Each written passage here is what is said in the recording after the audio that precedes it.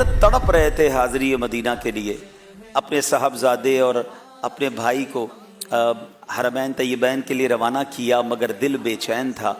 मगर एक बार जब पहली बार हाज़री देकर आए थे तो वालदा ने अब कहा था कि अब आपने दोबारा नफली हज को नहीं जाना है, मेरे पास ही रहना है। और याद रहे कि नफली हज करने का शरई मामला भी ये है कि माँ बाप की इजाज़त के बग़ैर या बीवी जो है वो शौहर की इजाज़त के बग़ैर नफली हज के लिए नहीं जा सकती। अब आला हज़रत से ज़्यादा बड़ा आलिम कौन होगा। आप ये जानते थे कि माँ की इजाज़त के बग़ैर कैसे मदीने जाऊँ, मगर दिल तड़प रहा था, हज पर जाना था, मदीने जाना था। अब हुआ ये कि आला हज़रत ने कमाल का अंदाज़ इख्तियार किया कि जब माँ के कमरे में दाखिल हुए तो वालदा आराम फरमा रही थी। आला हज़रत ने जाकर कदमों पर बोसा दिया।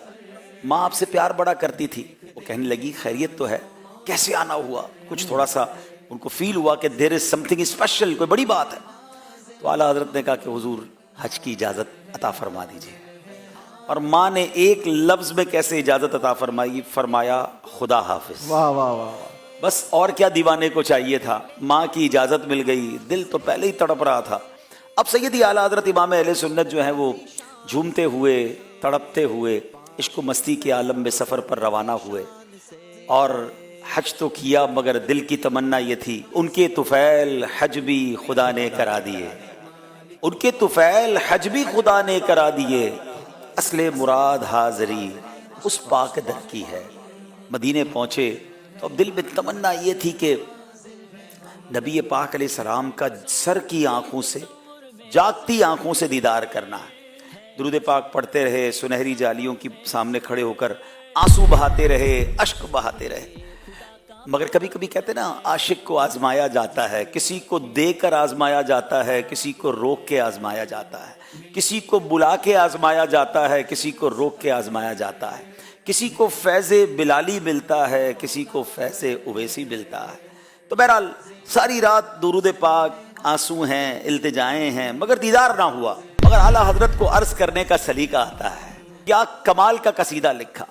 सैयदी आला हज़रत लिखते हैं, वो सुए लालाज़ार फिरते हैं, तेरे दिन ए बहार फिरते हैं, हर चरागे मज़ार पर कुदसी कैसे परवाना वार फिरते हैं। वाह वाह वाह। उस गली का गदा हूँ मैं जिसमें मांगते ताजदार फिरते हैं।